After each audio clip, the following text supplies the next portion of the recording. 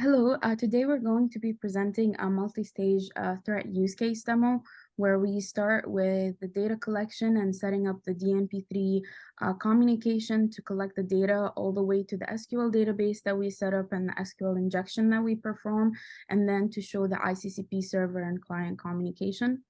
So for our first stage of this demo, we are going to be showing how Power World is set up. So here we have the 9-bus system on Power World Dynamics Studio. And in order to start the simulation and connect this VM to the rest of the VMs in our testbed that are used in the simulation, we first start the server, which initiates the communication, and then we go into options under simulation options, and then we would have to verify if the continuous simulation option is selected because we are running our demo in real time. And then after that, we start the simulation. So once the simulation starting, we can see that the system frequency is around 60 Hertz. And then if we want to go into the DNP3 details, we can click on the DNP3 outstations right here. For this use case, we have one DNP3 outstation set up with 8 data points that are being collected, which are set up as analog output points. So here we have the generator 3 and 2 megawatt set points, the bus 3 and 2 frequency, and then the megawatt flows or the power flows between 2 branches, which are the branches 5 and 4 and 7 and 8.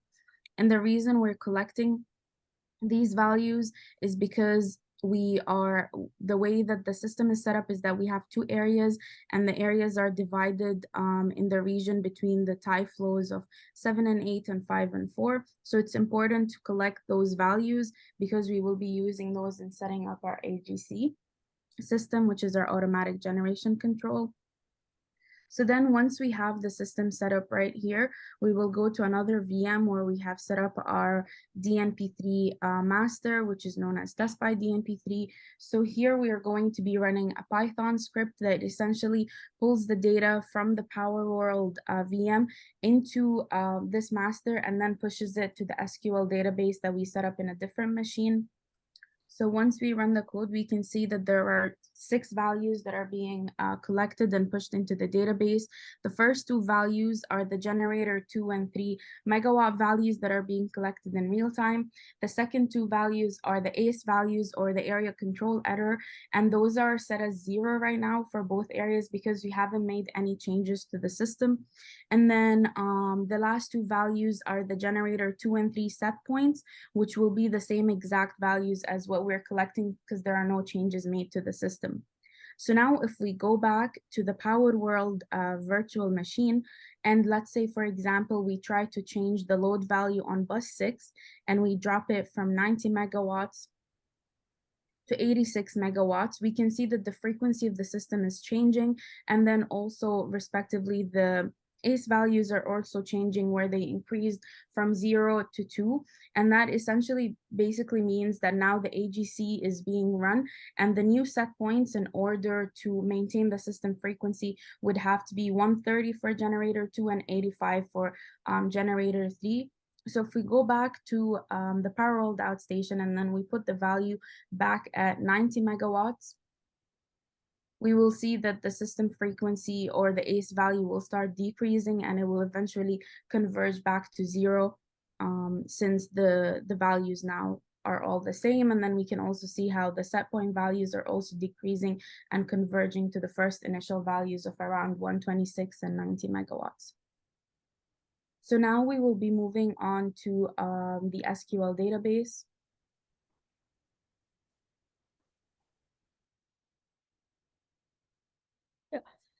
Hi, so we have the database in substation AVM, and this database client allows user to connect and interact with various RDMS using the SQL queries. And the database, as you see, it's OT data, and the table name is the substation table. And this is the Postman API, and then the login app which we created. And this is the simple app is intended to create an interface between the users and the SQL database, where user can log in and new user can register for themselves. And this Postman API, it is a testing tool which is used for the API testing, and this enables us to do the API request for any HTTP request.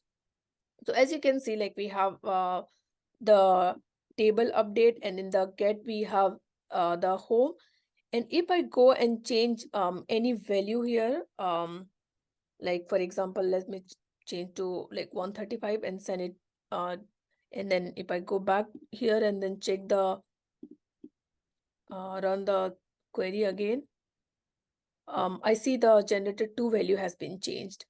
To do this one, like it simultaneously, we have to run the like snort, which is in some other VM.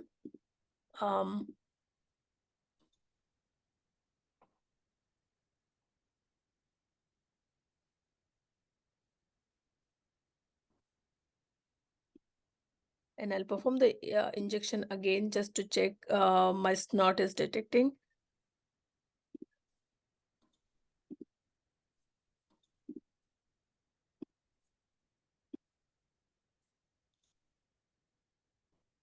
Yeah, we can see the snort has been detected with the SQL injection login. And now we can move to the ICCP. So now to check the physical impact of this, we're going to see what the ICCP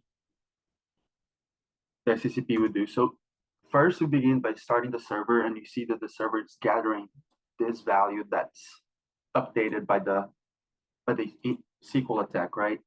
And on the left side, on the client side, we're going to have the balancing authority that when prompted to communicate with the server, we'll see that this wrong values injected into the database will be coming all the way across and work onto the balancing authority.